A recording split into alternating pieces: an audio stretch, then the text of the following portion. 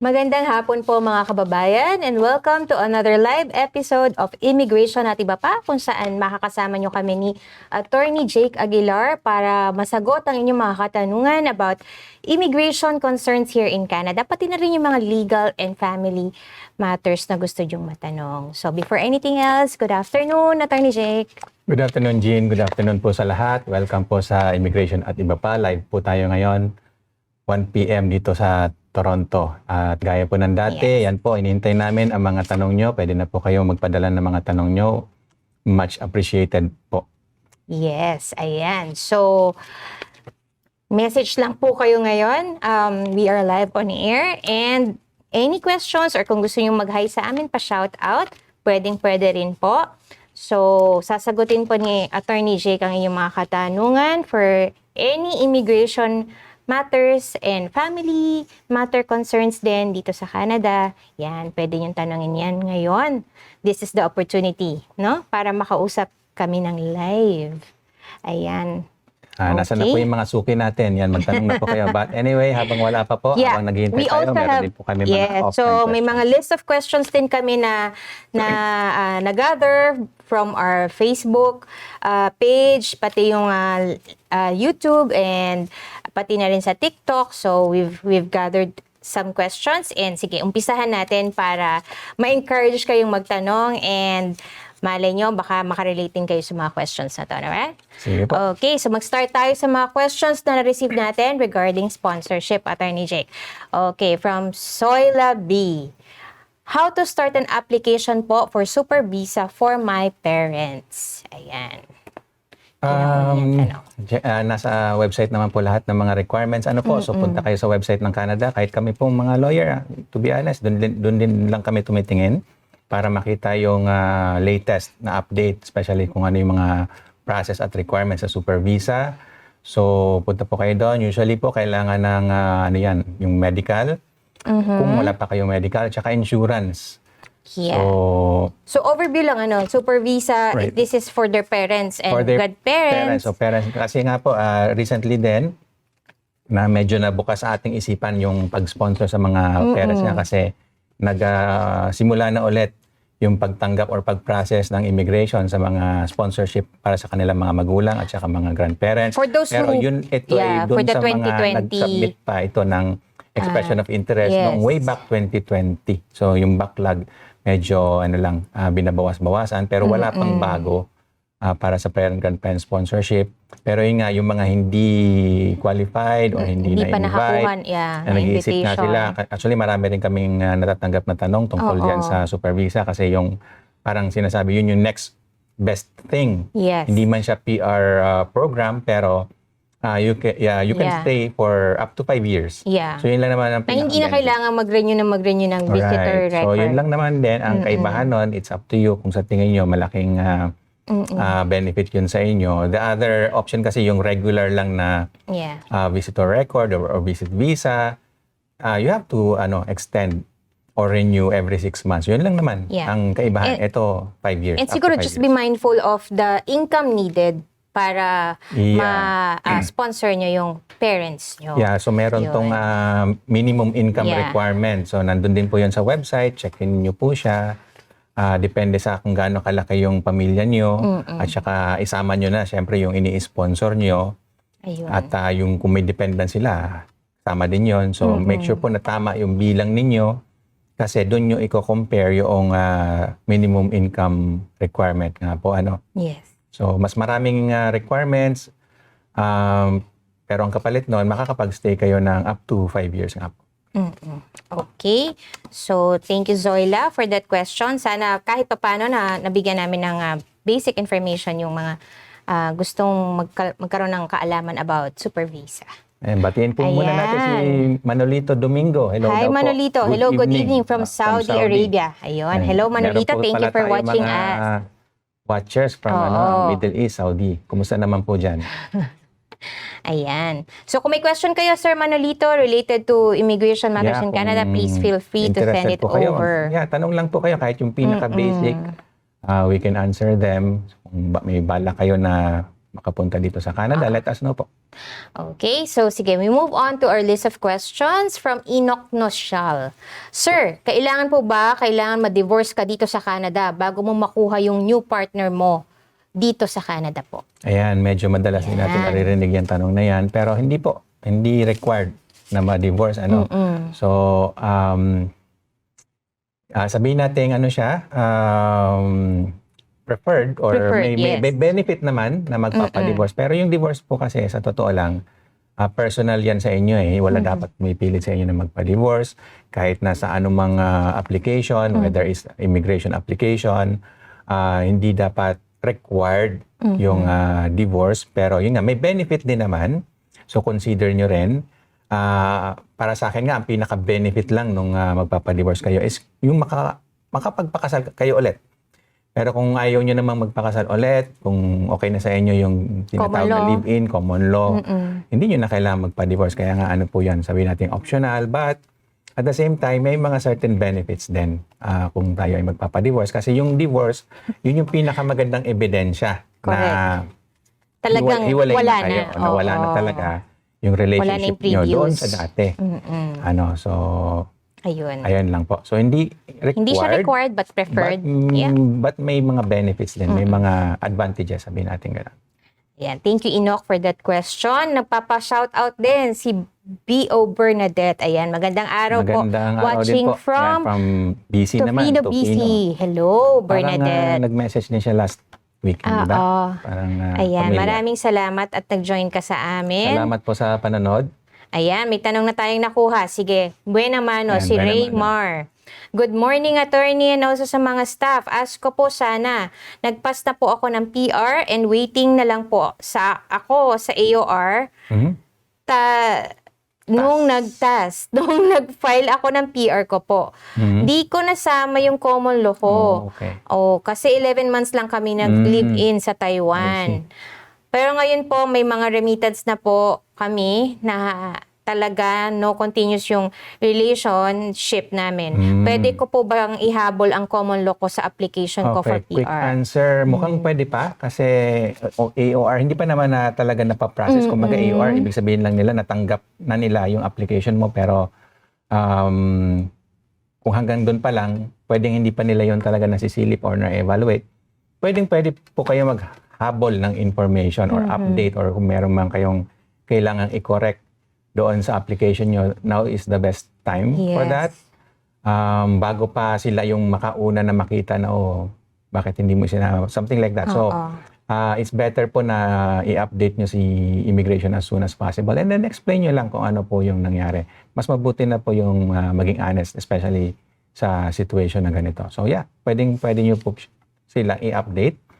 Kung common law po ang turingan nyo sa inyong dalawa, pwede po. Dapat lang din na isama nyo yon.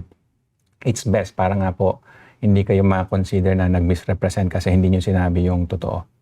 Mas may risk pa na gano'n. So yun po, update nyo na lang po ang IRCC.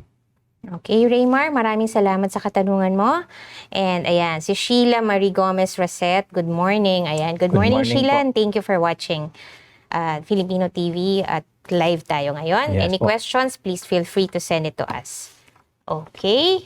Meron na tayo. Meron na. Si Denise Pinion Cruz. Good afternoon po. Close work permit po yung pinsan ko. Kasama niya po yung husband niya. Close work permit din. At yung anak niya, student po dito. Matatapos na po yung work permit nila sa February 2026. Nag-aaral po siya ng PSW. Sa January po siya magtatapos sa school. Teka, naputol. Hindi ko nakikita sa phone ko, pero wait lang, nawala siya. Hindi ko makita. Nakalagay Seymour. Oo nga eh. Teka. Hindi kasi lumalabas sa phone. Sige, balikan natin. Balikan natin na... ulit. Anong pangalan niya? Si Claude. Nawala. Okay. Anyway. Ayun. Si Denise. Yun nga eh. Denise. Hindi ko makita sa phone. Ayun. Perfect. Ayan, January. Ayan. February 2026, nag-aaral po siya ng PSW sa January po siya magtatapos sa Okay. school. Yeah. Ano pong pwede nilang option para makapag-apply sila sa March 2026 pag nag-open yung bagong pathway? Right. Pwede po ba sila Pwede po ba sila sa Canada Mag-apply pag tourist nag-open sa March? Ayan. Apply Pwede po ng sila ng tourist Okay. visa. Teka lang po. Sabi nyo, close work permit naman na sila. So, ibig sabihin may status sila. Pero hanggang Feb 2026 na Right. lang. So, yeah, ito po yung mga options, bale. Yeah, medyo nabanggit nyo na din. Pwede namang i-convert into visitor record kung naka-work permit sila. Pag hindi nila ma-extend yon, unang-una, naka-close work permit sila. Ano po? So, kung pwede nila sanang extend yon, kaya lang yung employer nila nga po mag-apply ulit ng LMIA, ano po. Pero kung may LMIA naman yung employer, baka pwede nilang i-extend yung work permit nila. Yun po yung pinakamaganda dito. At kung hindi, yon, visitor record po, change natin yung status natin. But at the same time, baka by March is ano na sila din, qualified na sila doon sa bagong program nga po. Iba naman yon, PR application na po yon. Oo. So, pwede nilang applyan anytime for as long as qualified sila. But at the same time, as soon as mag-open. At the same time, dapat meron kayong either work permit or yun nga po, visitor record. But those are separate things. Pwede naman yung sabay. Ayun. Kasi yung isa nga po is permanent resident application. Yung isa naman is temporary resident Wala daw application. chance na makakuha ng LMIA. Oh, no. Hanap na lang po ng ibang employer. Pero kung wala po talaga, yun nga po, change na muna sa visitor record. Pero yung sa PR nga po na nabanggit nyo ng March 2026, ibang program po yan. PR program po siya. So, kumbaga independent siya doon sa whether work permit or visitor record. Ayun. Pwede pong pagsabayan yun. Oo. Okay. Thank you, Denise, sa iyong question and we hope na sagot namin yung tanong mo. Okay. I'm seeing here sa cellphone. Okay. From JL Magalso. Ayan. Ayun. Sir, aabot pa po ba ako sa maintain status ko dito sa Canada? Ma-expire po visa ko next month, October 16. Isasubmit pa lang po this week yung LMIA ko para Okay. makakuha ng positive LMIA. Okay. Thank you po sa sagot. Posible pa po. Posible pa ang sagot natin dyan. Although medyo maikli na lang yung panahon natin. Ano po? So mga 1 month na lang yung natitira.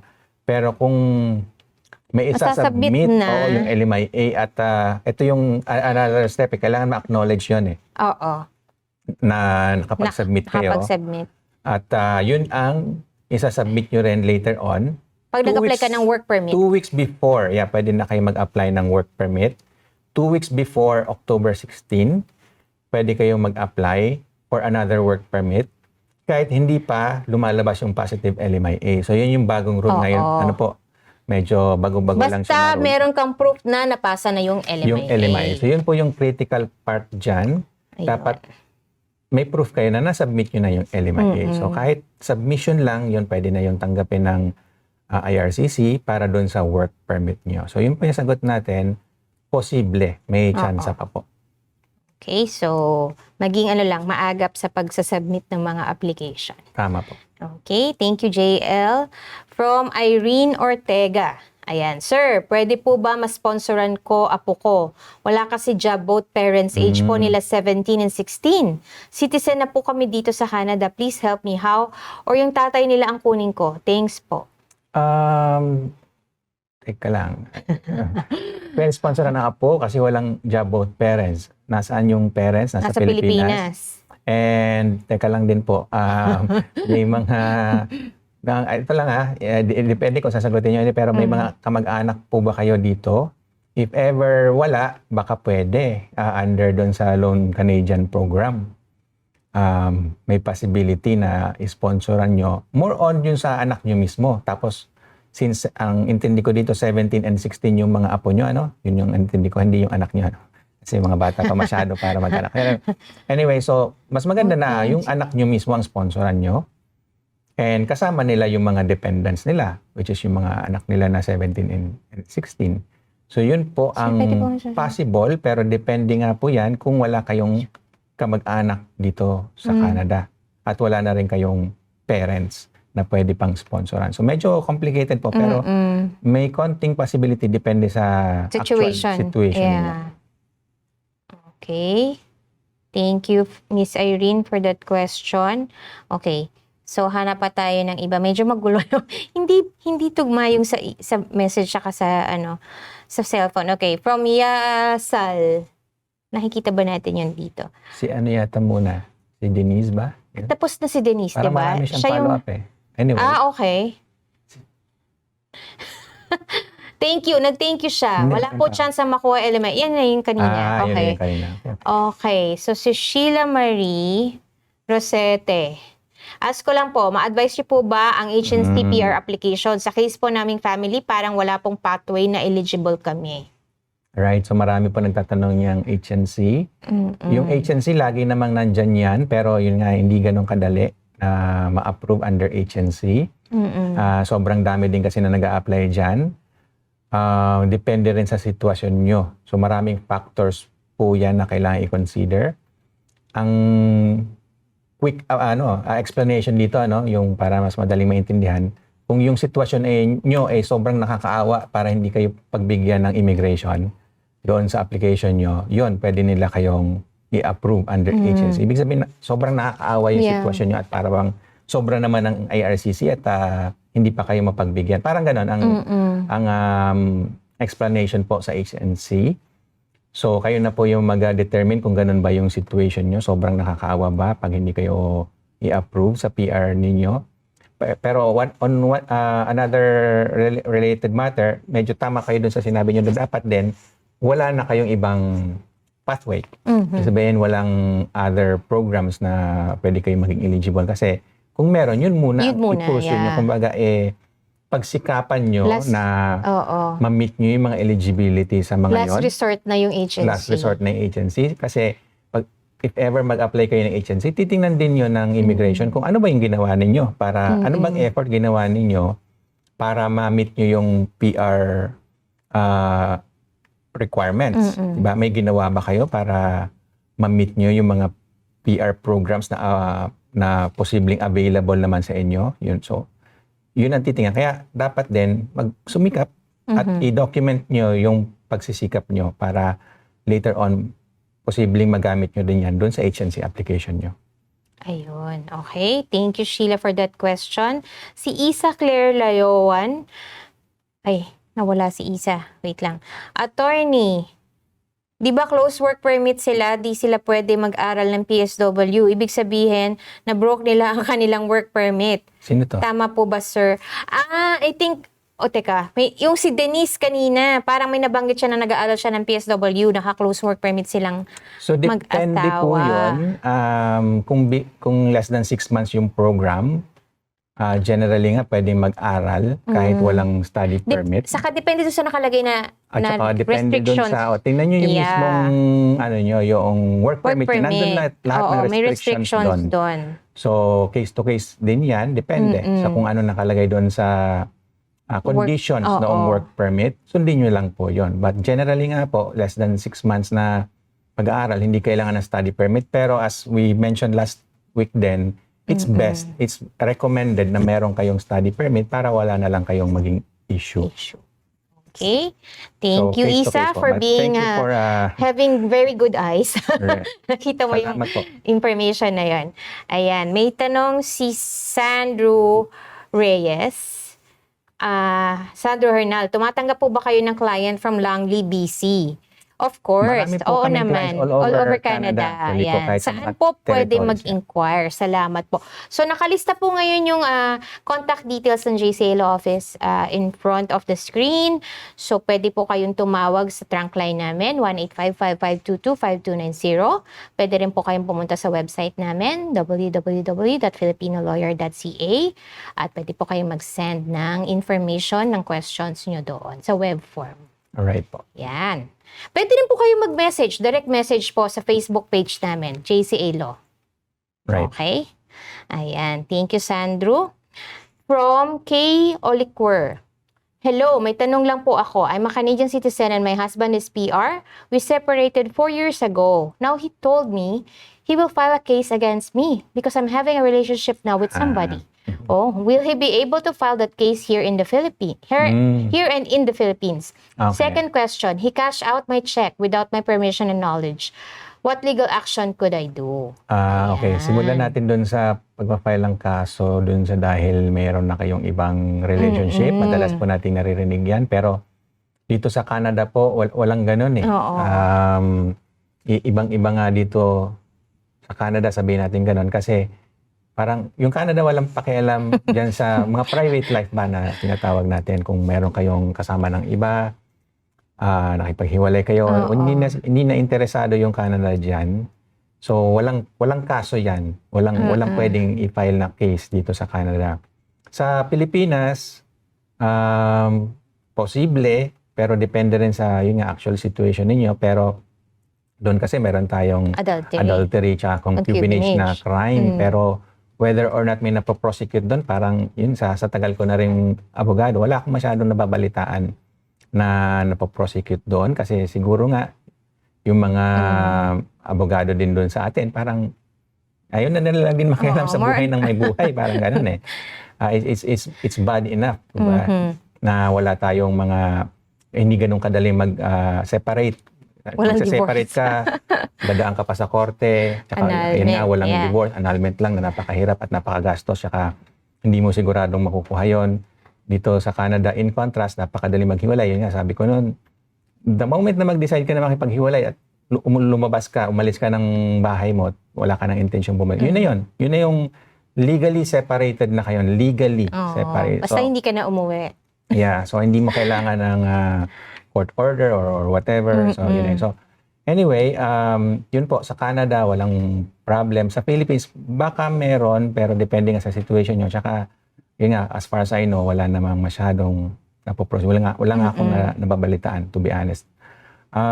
Second ano question. yung second question? He cashed out my check without my permission and knowledge. Okay, paano niya na-cash? May mga missing details na dito kasi kanino ba nakapangalan yung check na yun? Paano niya na-cash out yun? Joint account ba yun? Kailan niya ba kinash out yun? Kayo pa ba nun? O hiwalay na kayo nun? So maraming information po na kailangan nating alamin. So unfortunately, hindi po natin masagot sa ngayon. Okay. Thank you, Miss Kay, for that question. Ayan, si JL, thank you po. Salamat din po. May follow-up question ata siya. Attorney, sa unemployment rate po, exempted po ba ang construction industry pag nag-file ng LMIA? Hindi siya yung per industry. It's more on per employer. May mga employer kasi na malalaki na nakakakuha sila ng parang blanket exemption. It's more on the sa employer. So if you want to inquire po, baka gusto niyo tanungin yung employer na balak niyong pasukan kung meron ba sila mga ganong klaseng exemption. So pero yun po yun, hindi siya more on the industry itself but for the employer na nakakakuha ng deal with the government. Kasi pwede naman yun. As you know, dito sa Canada, medyo flexible ang government. So kung merong malalaking employer na sa tingin nila kailangan nila ng exemption at para naman sa gobyerno pwede nilang tulungan yung employer na yun kasi nga marami naman silang empleyado at malaking natutulong sa ekonomiya. So pwede silang bigyan ng parang special privileges pero case-to-case basis po yun. But again, it's more for the employer. Okay, thank you, JL. Okay, let's move on to Drawin Weng Vidal Candido. Ayan. Attorney, pwede po ba ma-sponsor ng anak sa labas? 21 years old po kasi siya. PR po ako with my family here. Pwede po. 21 years old, so pwede Malapit pa. na. Pero malapit na. Malapit na. Wag lang pong abot ng 22, so maybe you need to act fast. The other thing po is na-declare ba siya noon nung naging PR kayo? Kasi ang expectation is declare dapat siya. Otherwise, baka nga hindi nyo siya pwede ma-sponsor kasi under the rules, pag hindi nyo na-declare noon na naging PR kayo, so hindi siya member ng tinatawag na family class, ibig sabihin, hindi nyo siya kapamilya, as per the rule, so hindi nyo rin siya pwedeng ma-sponsor. So case-to-case based, but yun muna yung basic information na sinabi nyo, 21 years old, yes, sponsorable yun. Anak sa labas, yes, dito naman sa Canada, walang anak sa loob, walang parehas lang yung anak sa Canada, no? sa Pilipinas It lang tayo doesn't matter may kung ganong loob o labas. anak sa labas, illegitimate. Dito sa Canada, anak. Ganun lang. Anak mo ba yun? That's it, period. Okay. Yeah. So yun po, pwede, 21 years old tsaka anak sa labas, pwede, but depende kung na-declare nyo siya noon nung naging PR kayo. Ayun. Okay. Teka, may message si Racy Arian Maruquin. Na-miss niyo? Na-miss niyo po yung Yan. question ko. Balikan Nasaan natin. po? Hindi namin makita. Huwag nating i-miss. Accept tayo. Miss Pakihanap Racy, na lang. sorry, we missed it out. Pero hindi ko po makita sa phone ko and hindi, I don't know. Or Pwede kung po ba pwede nating niyo pong i-repost, hanapin? baka pwede niyo or rin pong i-repost. i-repost na lang If you po. don't mind po, kasi medyo limited lang. Ayun, si Ayun na. Racy, ayan. Hello po, attorney. Ano po Ayun. yung pwedeng pathway na i-apply kasi mag-expire na yung working visa ko next month? More than 2 years na kami dito sa Canada pero until now, hindi pa ako full-time job. Pathway, wala pa. Kung PR pathway ang tinatanong nyo, depende yeah. rin sa kung ano man ang eligibilities nyo.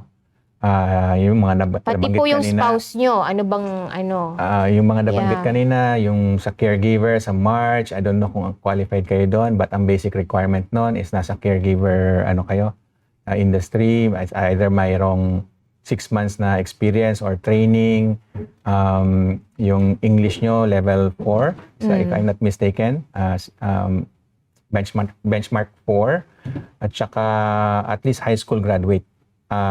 Canadian equivalent. Ano po? So, Pero yan. next month kasi mag-expire na yung visa niya.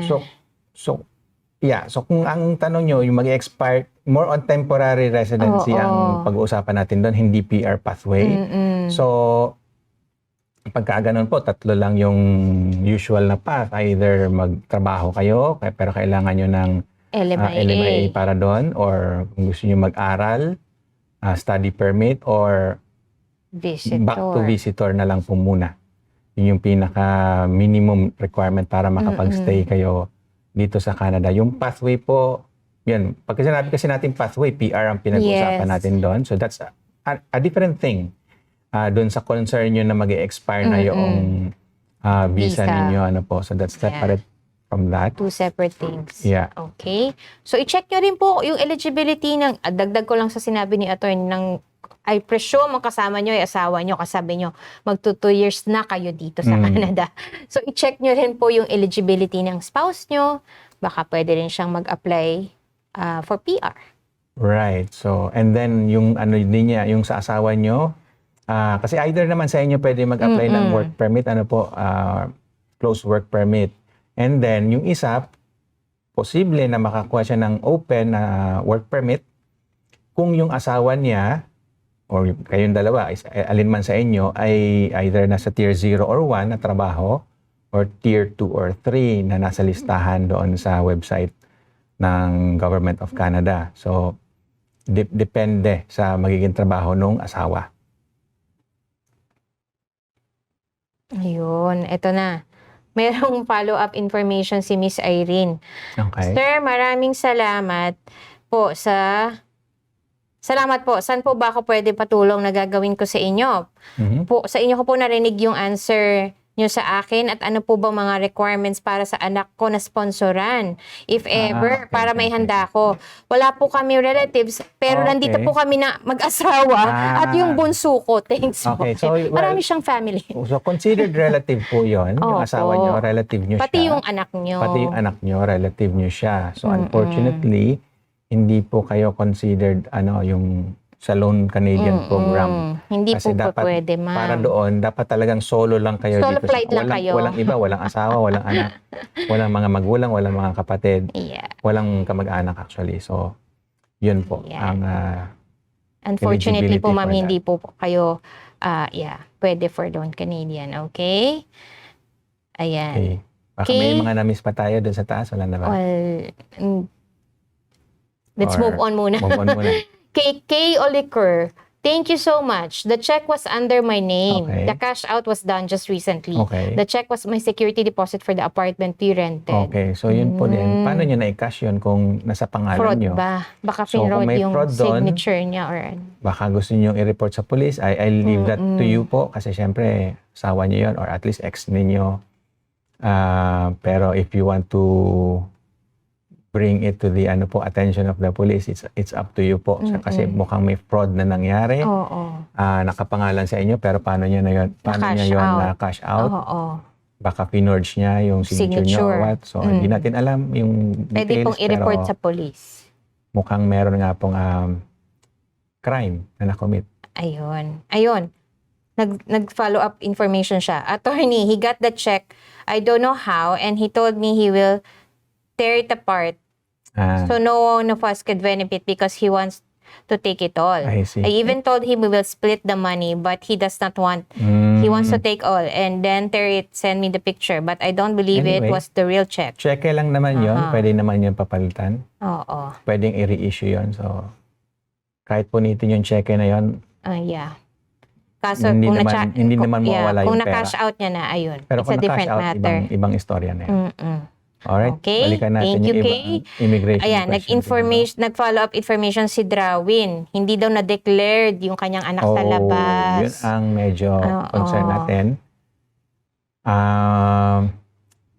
Kasi depende pa rin kung ano yung dahilan ninyo, ba't hindi nyo na-declare. At saka depende rin sa kung paano kayo naging PR dito. Kailangan po nating ma-check. So, but yung general rule po nito, pag hindi nyo kasi na-declare, yun nga, hindi siya member ng family class. So, ibig sabihin, hindi nyo siya pwedeng sponsoran. Pwede pa rin siya makapunta ng Canada on their own merits, pero not through you, not through your sponsorship. On his own. Pag hindi nga po na-declare kasi yun Oo. nga po, sabi nyo. Okay, thank you, Sir Drawin. Mayroon tayong na-miss sa taas, si Ayangel Aquino. Ayan, dito na lang sa phone ko. Hello po, attorney and ma'am. Tanong ko lang po, naipasa ko na po yung divorce paper sa court and waiting na lang po. Pwede na po ba magpakasal sa partner ko ngayon dito? Thank you Okay, po. so yung pagpapakasal po, kailangan nating hintayin yung mismong order at saka yung certificate mismo, yung divorce certificate, bago kayo makapagpakasal. So, hindi po enough na i-submit nyo lang o nakapag-file kayo ng divorce. Kailangan po yung actual order and yung certificate. Yung certificate, lumalabas yan about 30 days after noong order ng court na ina-approve yung divorce ninyo. So, yun po, hintayin nyo lang po muna yung divorce certificate ninyo. Okay. Maraming salamat, Angel, for that question. Okay, let's move on to Des Garcia. Ayan. Asaan? Wala Ayun, nakita ko. sa baba. Sa baba. Ayan, mag-move tayo. Anyway. Ayan, si Desa Garcia Hoylar. Hello po, tanong ko lang po, visitor po ako, tapos may Canadian BF po ako. Pwede po ba kami magpakasal dito? Oo naman po, kung single Opo. kayo pareho At or kung kung talagang- walang impediment sa Yes.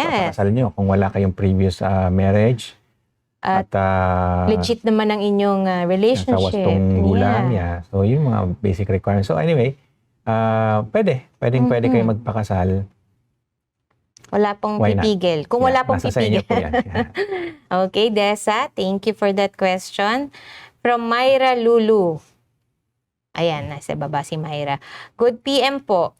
May ask lang po ako about sa divorce. Nag-apply na po ako sa Superior Court of Justice. Then, Okay. nasa second step na po ako. Nalilito po kasi ako kasi nung nagpunta po ulit ako, sabi po, I need to be served po na hindi ko po maintindihan. I see. Ano po bang ibig sabihin ng sa Pilipinas po, ex ko? Okay. So, yung service, yan po, explain natin ng konti. Medyo technical po ito, pero yung service, ibig lang sabihin yan na padalhan mo o nabigyan mo ng kopya Yung partner, yung ex. mo. Kasi basic po dito, kahit sa Pilipinas, basic yung tinatawag na due process, bago maaprubahan yung ina-applyan mo, which is in this case, divorce, dapat mabigyan yung other party, yung ex mo, yun nga, ng application mo, para alam din niya kung ano nangyayari, kumaga po. Kasi pwede siyang sumagot, binibigyan siya ng pagkakataon na sumagot, dun sa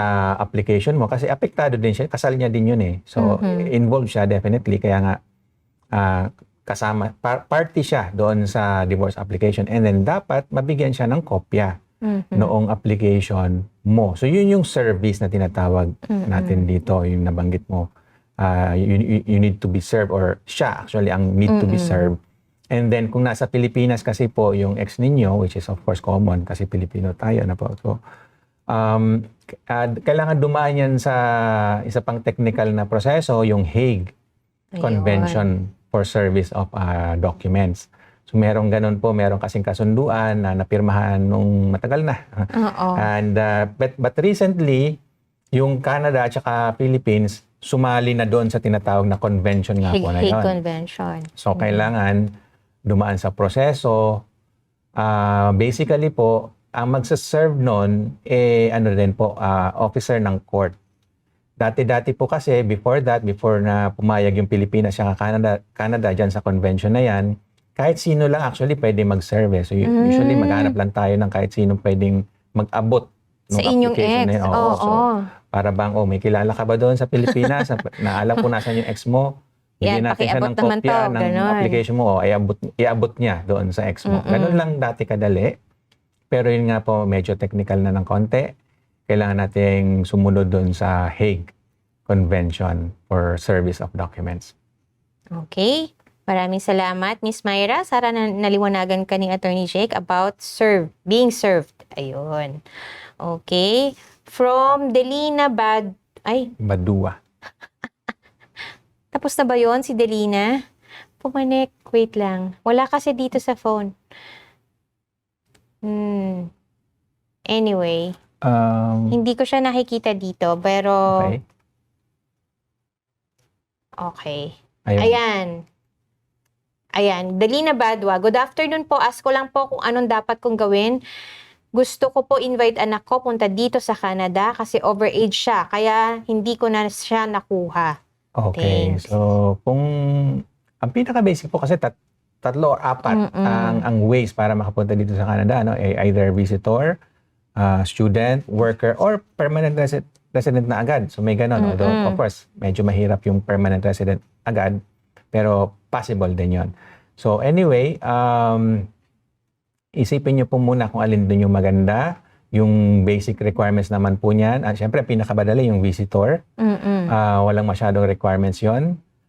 Pero kung mag-aaral siya dito, kailangan niya ng letter of acceptance ng school. From a DLI Tsaka, institution. siyempre, yung gastos nun medyo malaki kasi magbabayad siya ng tuition.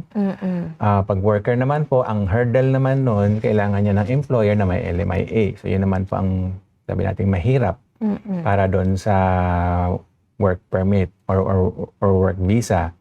And then, lastly, yung PR, mas mahirap pa. Although minsan hindi kailangan ng employer doon minsan, pero ang competition kasi matindi, sabihin natin. Yung ganun. serious Matindi, scores. pataasan ng score.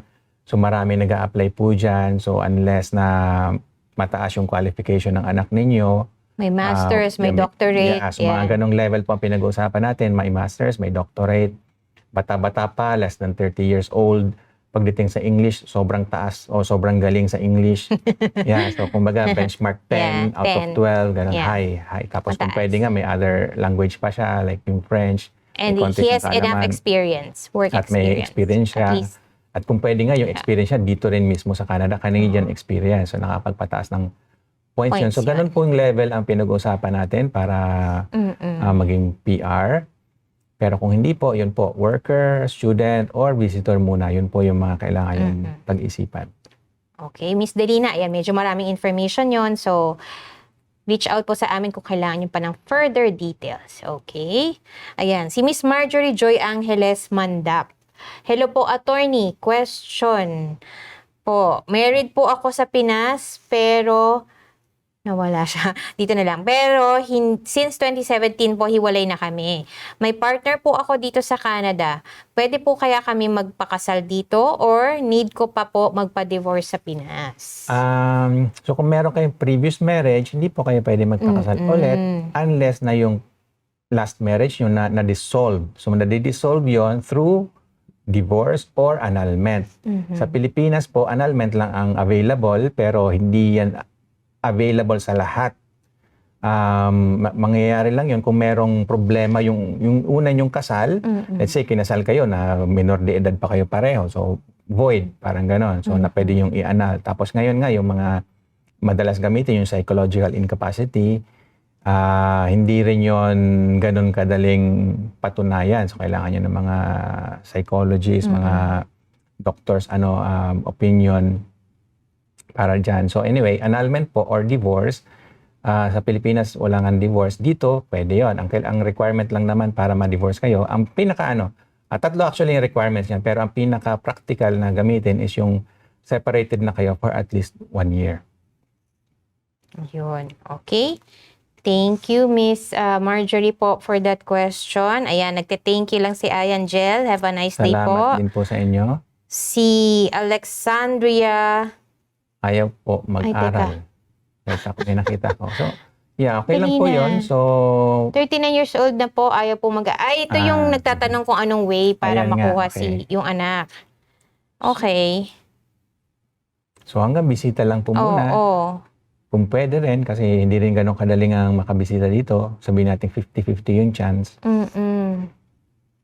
Ayan. Si Miss Dessa Garcia, ayan. Siya yung visitor na may boyfriend na gusto magpakasal, Canadian. Thank you po, attorney and ma'am. Pag nag-apply po ng application, ano pong processing to become PR? Magpapakasal na po kami. Okay, so after nyo po magpakasal, hintayin nyo po yung nyo. Pwede siya marriage mag-apply as spousal certificate, and then pwede na kayo pong sponsoran bilang spouse. Spousal sponsorship Spousal po. sponsorship po. Okay. Sino na yung susunod? Si JL, may follow-up information ba siya? Ay, nawala. Ayan. Hello po, attorney. Pag 12 months po ba, pwede na po ako mag-apply sa RCIP? Ano po ba counted sa oras sa IRCC? Minsan nag-work ako 30 to 40 hours. Ma-add po ba yung sobra ko sa pag-work ko na 10 hours? Thanks po. Usually hindi po. Ang kailangan lang naman dyan ay full-time. So yung 30 hours is full-time na yon. So yung sobra doon, actually hindi na yon. It will not count. Kasi yung na-meet nyo na rin naman yung full-time hours. Yeah. So, yeah, kung eligible po kayo mag-apply sa RCIP, pwede nyo pong itry, sir. Yeah, definitely po itry ninyo kung sa tingin nyo may opportunity kayo dyan. Lahat po ngayon, kailangan nating itry. Ano po? Kasi nga, marami ngayon actually walang trabaho. Medyo hindi ganun kaganda ang sitwasyon natin. Especially sa mga temporary residents at saka yung mga gustong maging PR. Naghihigpit po talaga si Government of Canada. Matagal na nilang in-announce yan. Last year pa nila yan. Talaga sila. Last year pa nila yan in-announce. At ngayon, nakikita natin na talagang ini-implement na nila. So, kaya po, matindi ang competition sa ngayon. So, kung may nakikita kayong opportunity, kahit saan pa man yung opportunity niyan, kung meron man, i-grab nyo na po or i-pursue nyo na po siya. Okay. Thank you po for that information, JL. Ayan, si Miss Cheryl, nasa baba. Cheryl Aguirre Suarez. Hello po, tourist po ako. Dumating po yung extension ko noong December 2024. Nag-grant po ng 1 year. Late ko po nakita na kailangan po na makapagpa-medical. Oh no. Maapektuhan po ba yung pagpapa-extend ko ngayong December 2025? So, pwede pa naman kayo magpa-medical. Yeah. Bago kayo magpa-extend. Nagpa-extend na, magpa-medical na po kayo, Miss Cheryl. Okay? Okay pa po yan. Oo. Before kayo magpa-extend ng inyong visitor record. Right. Okay. So, kung may mga questions pa po kayo, ayan. Gusto na lang po niya mag-visit si Miss Delina. Sige po. Thank you so much po. Opo. Maraming pong salamat. Ang number po namin sa office, nakalista po ngayon sa screen, 1855-522-5290. Yeah. So, habang kung wala pa tayong additional question, gusto ko lang i-discuss ng konti yun. So, yung pag-visit dito, okay din yun. Magamat nga hindi pwede mag-aral o magtrabaho, at least makita niya anong meron dito sa Canada para malaman din niya, bagay ba siya dito sa Canada? Yun nga eh. Kasi, sabihin natin, hindi rin ito para sa lahat. Yeah. So, importante na yung sino man gustong pumunta dito, siya mismo makapagsabi, gusto ko ang Canada. Yeah. Kasi, sabi hindi siya nga, napipilitan. may kasabihan tayo. Ito, di ba? Pag may gusto, may paraan, di ba? So, kung gusto talaga nila, gagawa nila ng paraan. Oo. So, kung ayaw nila mag-aral, baka mamaya magustuhan nila, teka lang, mag-aral na lang pala ako kasi parang gusto ko dito sa Canada. So, anyway, nakakatulong yun na makapagbisita muna sila dito para sila na rin ang makapagsabi para sa sarili nila na ito ba para sa akin o ano? Kasi, alam naman din natin, maraming sakripisyo din dito sa Canada. Hindi naman lahat maganda, di ba? Yung weather nga lang, alam natin, ayan. paparating na ulit ang winter. So, hindi. Fall muna. Pero yung fall, okay pa yun eh. Yeah. Okay pa yun. Pero yung nga, winter, Mabilis medyo, lang. Yeah, napakabilis. Mamaya-maya. kinakatakutan natin lahat. Yeah. Hindi naman kinakatakutan, pero kung pwede sana wala yon. Pero anyway, ayun nga, dito tayo sa Canada, hindi natin maiwasan yon. So, Yeah. lalo na dito sa Ontario, no? Dito sa Toronto, tsaka doon sa iba pang Yeah. lugar, yan, talagang medyo harsh, sabihin natin yung But winter. yeah, you need to learn how to live Pero with yeah, it. exactly. And Ganun enjoy. lang talaga. And Yes. then, ma-appreciate mo naman later on, pag yan, spring na, tsaka summer, and ma-appreciate nyo din. And So, even somehow, during winter, you can enjoy may- winter activities. may kagandahan Yeah. din na pinagdadaanan natin yung winter kasi parang nare-realize natin na, uy, dapat Hindi pala lang tayo sanay, na-appreciate pero- pala dapat natin yung Oo. ganitong weather na summer na pwede tayong nakasando lang minsan. Hindi lang tayo Nakatsinelas. sanay sa winter, pero marami ding winter activities na pwedeng gawin na Ayun nai-enjoy. nga. So, but Yeah. anyway, iba nga Okay. din sa Pilipinas. So, nasa sa kanila na yon kung Okay, from Canada Mr. buys Anthony for them. Lissing. Attorney, kung ang parents na bunot sa PGP pero walang funds, may chance pa po ba na ma-PR? Pwede po ba ang anak ang gagastos sa family ng magulang? Salamat po. family at sa family ng magulang. Yung anak naman talaga na nag-i-sponsor, Oo. di ba usually yung anak ang nag-i-sponsor? Sila talaga yon ang i-evaluate para dun sa yung income Funds, requirements. oo. So, yung nag-i-sponsor ang ini-evaluate dyan.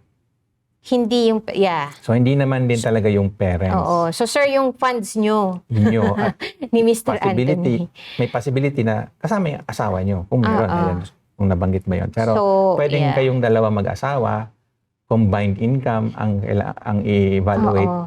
And yung number of household, okay? Don't forget to Yeah. So, bilangan nyo yung yeah. tamang dami ng, to count. ng tao. Oo, pati yung mga anak nyo kasama dun sa pagbibilang. Okay? Pero mahigpit si Canada po dyan. Mm-mm. So, pag hindi nyo na-meet yung income requirement, yun po, malaki ang chance na ma-refuse. na may hindi ma-approve ang PR's application for PGP. Okay, Sir Anthony. Ayan, sige po, naubos na ba natin yung mga tanong? Ayan, medyo tumahimik Hinga-hinga ng konti. muna Hinga tayo. muna tayong konti. Ay, ito, meron akong nakita. Hindi ko alam kung natanong Baka may na to. Si na-miss tayo. Check mo ulit. Alexandria Biafo. Hindi ko sure kung pumasok dito. Ayan, anyway, nakikita ko siya sa Baka phone may- ko. ayan. Attorney, close work permit holder po ako and our company advised us not to renew our LMIA. Mhm. I've already stayed more than 2 years na po. Dito po ako sa Quebec. Ano po ang best way para po makalipat ako ng company? Best way, Si Alexandria. job hunt lang po talaga. So maghanap lang po kayo ng other company na willing na mag-apply ng LMIA for you. So naiintindihan po natin may mga employer talaga na ayaw na rin nila Mag-renew ng apply LMIA. Ano? kasi bukod sa naabala sila, gumagastos sila. May bayad yon. Yung sa Oo. government pa lang, 1,000 na din yon. So, yun nga, hindi natin ma-expect na lahat ng employer ay willing mag-apply niya. So, but you just have to find the one. The right employer. And usually din po, the smaller the company, mas mas willing na mag-apply ng LMIA actually. Kasi yung malalaking company, hindi naman na sila nahihirapan maghanap ng employee. So, hindi sila keen na mag-apply ng LMIA kasi wala naman silang problema sa pag-hire. So, ang usually na sa nakikita natin from our experience, yung mas maliliit na company, sila yung mas willing kasi pag nakakita sila nga po ng employee na nagustuhan nila, they try to keep them Yeah. sa anumang paraan at kahit nga applyan ng LMIA, gagawin Okay nila lang. yun. Kasi Yes. imbis na maghanap pa sila ng panibago na kapalit mo, mas gugustuhin nila mag-apply na lang ng LMIA. So pakita nyo rin na kayo yung nararapat Na para sa worthy kanila. kayo. Yeah. Worthy kayo, kayo magtrabaho, maayos kayo magtrabaho, at loyal kayo dun sa kumpanya. Baka pa mag-apply sila ng LMIA for For you. you. Okay, marami pong salamat for that question. Ayan, si Angela Alejaga, medyo nasa taas siya. Hello po. Ayan. Currently on PGWP po. If makakuha po ako ng LMIA exempt work permit from employer while I'm inside Canada, kailan po kaya dapat isubmit ang LMIA exempt work permit? Close permit po ba yon? At paano po malalaman yung exemption code? Is it advisable to submit work permit application ASAP or bago mag-expire PGWP? I would suggest bago mag-expire o kung pwede lang, depende sa comfort level nyo. Kasi risky din, di ba? Kasi nga, hindi natin minsan control yung pag-apply. Baka mayroon tayong aberya. Siyempre, hindi natin control. Pero as close as you can get doon sa bago mag-expire para yung maintain status din ma-maximize ninyo. Yung tinatawag na maintain status nga po. Pero, yun nga, depende sa comfort level. Kasi, what if hindi nyo na-submit for some reason, hindi natin control, minsan nagkakaroon tayo ng problema at mag-expire na, tapos hindi nyo na-submit. Then mo, walang kayo na status. Just be diligent. So, mayroong trade-off, definitely, pero it's up to you nga. So, sabihin natin mga few weeks before, 2 weeks before, baka pwede. Medyo Be comfortable diligent. pa. Yeah, be diligent with the expiry date. And yung a code for exemption, I think sa employer yun sinisend. Diba? Yung available din yan online. If you can do some searches, i-google nyo lang po. Merong mga exemption codes doon. And depende kung ano yung exemption code ninyo. Ano nga ba ang exemption code nito? Wala naman nabanggit. Wala So, hindi nabanggit. Pero yun po, may listahan doon. You can search it online po. Meron siyang listahan doon. And then, depende sa ano ba yung nagpapa-exempt sa inyo. From employer. LMIA exempt work permit from employer. So, yun. It's more on kasi. Yan, napag-usapan din natin kanina. Yung employer, pwede yun. Kung meron silang ganong deal or arrangement with the government, pwede yun. But aside from the employer, depende more sa trabaho niyo. Ano yung nature nung job ninyo na nagpapa-exempt. So yung mga sample niyan is yung sa mga non-profit, may mga ganon eh. Or yung mga like mga athletes, sabihin natin ganon. So yun yung mga typical na example na exempted sa LMIA. As you can see, mga ano yun eh. Hindi siya regular, hindi siya normal na mga trabaho, sabihin natin ganun. Pero maybe you can ask your employer po. Pero if the exemption would be coming from the employer, then definitely, nasa kanila yung code. Yeah. Okay? Thank you for that question, Miss Angela. Ayan, si Miss Mayra Lulu. Hello po sa inyo. Ask ko lang po, nawala na sa taas.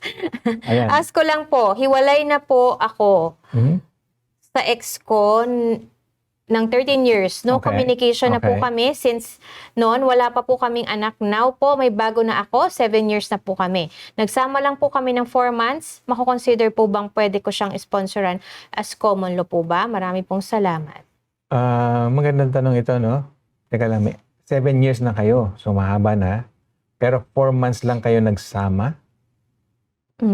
Baka magkaiba sila ng lugar. Okay. Yeah, so parang sinasabi nyo na kayo, pero magkahiwalay kayo ng tinitirahan. So possible, pero ang tawag natin dyan is conjugal rather than common law. Technical terms lang naman po. Don't worry about that. Ang importante is ma-demonstrate nyo sa immigration na you treat each other as husband and wife or as spouses, sabihin na lang natin ganun. So, depende sa ebidensya ninyo at kung may anak na kayo, then yun yung sabihin natin pinakamagandang ebidensya. Teka lang, wala kayong anak doon sa una. Wala Pero silang anak. Yung sa bago, noon, meron wala ba? po kaming anak. Now po, may bago na ako. But anyway, Wala, hindi niya nasabi. Tapos may follow-up question siya. Hello po, last question po. Pwede po ba akong magpakasal dito kahit hindi pa po divorce? Yun po nga, hindi po pwede. Kasi meron pa kayong existing marriage. So, kailangan ma-dissolve yun through divorce or annulment. Ayan. Okay. Thank you, Miss Myra. Pero kung sa sponsorship po, kasi I think yun yung pinakatanong yun. Oo. Depende nga. So kung ma-demonstrate nyo nga na ang trato nyo sa isa't isa is bilang spouses, bilang mag-asawa, at more than 1 year na, Pwede. regardless of nagsasama ba kayo o hindi. Kung hindi kayo nagsasama, at least dapat meron kayong magandang dahilan kung bakit hindi kayo nagsasama. Yun nga ang tinatawag natin doon, impediment. May impediment. At bakit hindi kayo pwedeng magsama or magpakasal. Yung pagpakasal yan, nabanggit nyo na kasi meron kayong previous marriage. Okay, that's an impediment. Pero yung pagsasama nyo, ba't hindi kayo makapagsama? Kung ang turing nyo sa isa't isa is bilang mag-asawa, ba't hindi kayo magsama? So, dapat meron kayong magandang dahilan para doon. Okay. So, maraming po salamat, Miss Myra, for that question. Ayan, si Miss Karen, medyo mahaba yung tanong niya. Karen, mag-iba Balbuena. Parang kilala ko yan. Oo, kilala natin ito. Ay, medyo mahaba. I just want to ask, if you're applying under the OINP for the healthcare stream, is it okay if your 30 hours per week are combined from 2 different employers? And how many months must you be working to qualify? Ayan. Also, under excess entry, do you need to be working full-time with one employer or is it also acceptable to combine 30 hours Isa per lang week? muna. Oo, yung una muna. Oo nga, yung haba. Sagutin natin yung isa. Yung Pwede una naman muna. Yun. Mas ang importante yung experience nyo. So, pwede yung i-combine. Yeah. 30 Okay. hours per week combined from 2 different employers. Pwede po. I think pwede naman. How many months must you be working sa OINP? I think 10, if I'm not mistaken. Healthcare Sa stream. healthcare, 9 to 10 months. We need to check. Nasa ano pero, naman yan? Madali yeah, naman i-search yan. nasa website siya. I think 9 to 10 months. I-check po namin We kung just have to ilang, check, gaano ka specific yung months na requirement. So, Okay. move tayo dun sa under express Express entry. Do you need to be working full-time with one employer or is it also acceptable to combine 30 hours per week from 2 part-time jobs to qualify? And how long do you need to be working Which before you're express eligible? entry? Yung sa HCWI, Home Care Worker Immigration? Yeah, hindi. So, Baka hindi naman- kung Canadian Express, Canadian Experience Express entry Class. pala nga to. Express Sorry. entry. Okay. Canadian Express entry. Experience Class. So, it's more on yun sa experience mo. It's not about the employer, but yung actual experience ang tinitingnan dito. So, hindi relevant na like isa, dalawa, hindi yun ang tinitingnan natin eh. Immigration doesn't really care ilan ba yung naging employer mo. So, yun po. It can be more than one. Pero parehong part-time jobs daw. Part-time jobs. Okay. Depende sa full-time equivalent, di ba? Pag kinumbine daw, 30 hours per week. Okay. Pero from 2 separate employers na part-time jobs. We need to check. Pwede ba yun? And how long do you need to be working? At least 1 year kung sa CEC. Possibly. Yun lang ang natin dito. Most likely. We have to double check kung ano nakalagay. Pero most likely, yes. Ang sagot. So, pwede yon. So, kasi nga po, ang goal naman dito is na-meet nyo yung 30 hours a week. So, hindi ganun ka-relevant na like dalawa ba yung employer o isa lang. Hindi siya, wala siyang bearing eh. So, yun po ang ano natin dito, assessment. Pwede yon. Basta same job, yun ang importante. Same nature ng job. Hindi pwedeng magkaiba yung job. At saka kailangan, nasa tier 0 to 3. Kasi kung Canadian Experience Tier 3 and Class. up. Ano na lang po. Tier 3 and up. Yeah. 1 year. Okay. At least 1 year. Right. For CEC, para ma-consider. Ayun. For context, Ayan na. I already submitted my application, Home Support Worker Pilot on March 31, but I haven't received any feedback yet. Back up pathway. So, huwag kayong mag-alala. Wala pa rin kami masyado na Yung po sa mga Hindi po kayo nag-iisa. Opo, in-assist namin for home support, wala pa rin pong nakukuhang ang alam po AOR. kasi natin sa ngayon, may mga backlog po talaga si Yes, IRCC. yun po yung inaasikaso nila, to be honest, yung mga existing caregivers, applicants. Yes po. Yan. Bumahaba ang processing time ni IRCC for some reason. Hindi po natin alam kung ano yung pinakadahilan nun. We can just guess. Siguro yung isa, budget. Medyo, di ba nga, si Canada ngayon medyo... Nagbabawas, Nagbabawas. Maraming nagbabawas ngayon na mga employers, whether sa government or sa private sector. Medyo mahina ang ekonomiya ng Canada nga po. Marami pang kaguluhan sa ngayon. Yung trade war, isa na yan. So, hindi po ganun ka-healthy nga ang sitwasyon. And si immigration, may mga changes siyang ginagawa internally. Andyan yung mga, siguro nag-experiment din sila sa AI. Alam na natin ito, mga ilang buwan pa na nakaraan, alam na natin na ginagamit na nila ito. Pero how does that affect them? We don't really know. In the meantime nga, it can cause disruptions na tinatawag natin. Yes. So, pwedeng sa kinalaunan, gaganda ang sitwasyon. Pero for now, na nandun pa tayo sa kalagitnaan, parang construction lang din yan eh. Ayan, mga naisip po tuloy natin yung mga kontraktor. Anyway, habang may construction, di ba, magulo, walang madaanan. So, in the meantime na nangyayari yon, medyo perwisyo, sabi natin. Pero pag naayos naman yung construction na hindi mapapakinabangan. So, parang ganun po yung nangyayari sa IRCC ngayon. So, just to give you some insight. Meron pa siyang information, okay? Currently, I'm working a combined 30 hours per week between 2 jobs since the beginning of Feb 2025, but I'm planning to resign from one of my community positions soon because I'm finding it hard to balance my time. I see. Okay. Okay. So, basta kailangan full-time yung... Basta na-meet nyo na yung previous requirement nyo, that should be it. Wala namang ongoing requirement na dapat kung naka 1 year, pero you need to, if you're considering CSC, kailangan 1 year. Kaya nga. So, kung na-meet nyo na, that's what I'm saying. Kung na-meet nyo na yon, hindi nyo na kailangang i-continue pa yung like 30 hours. Ongoing na meron kayong 30 hours. Pag na-meet nyo na yon. So, yun lang. So, by Feb siguro. Kasi Feb 2025 siya nag-complete. So, meet nyo lang yung minimum requirement and that's it. You don't have a continuing requirement. So, yun po yung gusto natin sabihin. Okay. May na-miss ulit tayo. Nasagot na natin si Miss Cheryl. Siya yung nagtanong kung medical, if that's the question. Na-miss nyo, baka hindi niya nadinig. Ulitin natin. Siya yung, wala na tayong time pero siya yung nagtanong kung pwede pang magpa-medical. Siya yung nagkaroon ng extension from December 2024 as visitor. Hindi niya nakita yung medical information. So, pwede po kayo magpa-medical pa rin, Miss Cheryl. Yes, before kayo mag-renew sa December. Sa December. Pwede po yan. Okay. So, final na lang. Kunti na lang. Si Angela, pwede pa ba ng isa, Dre? Pwede pa daw. Ayan.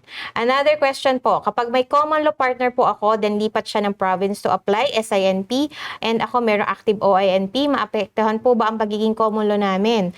Dahil, nawala. Wait lang. Dahil, ayan, magkahiwalay na kami ng location. Pwede po ba may PNP application kami at different province without affecting a common law? I think alam na natin yung So, yung relationship nyo, hindi naman siya dapat maapektuhan po nung paghihiwalay nyo dahil one has to work in another province, sabi natin ganon. Kayo na po rin na makakasagot niyan kung yun ba, yung LDR.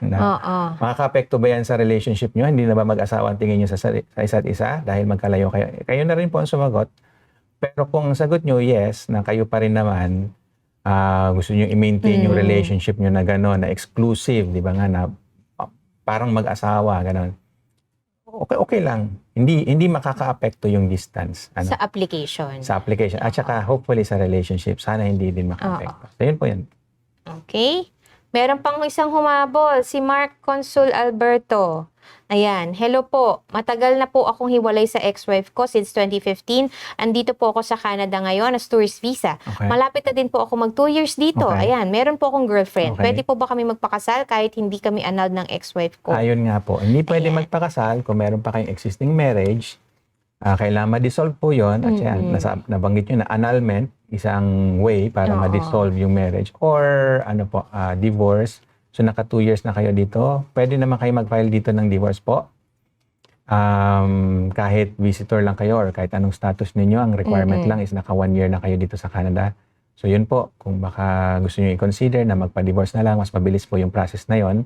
At para dito sa Canada, recognize naman yun. Sa Pilipinas nga lang hindi. Just to let you know, hindi siya recognized doon. Pero dito sa Canada, I guess, for your purposes, pwede po yun. Yun. At pwede na rin, kung nagsasama na po kayo, pwede na kayo mag-apply for common law sponsorship. Kung PR po yung inyong, or citizen ng inyong girlfriend. Alright, so yan, medyo nakadami po tayo, pero Maraming wala pong na po salamat. tayong oras. Sa lahat po ng mga nagtanong, marami pong salamat. And samahan niyo po kami ulit next week. So next week, Wednesday pa rin po, 1 o'clock p.m. Yes po, pero yung Okay. the week after, magiging Thursday. po. Opo. So just For please the take week of note. September, I think September 25. Ayun, magiging Thursday po yung live natin. Okay? Thank you very much Maraming pong po. salamat. Have a good day. Sa ulitin po.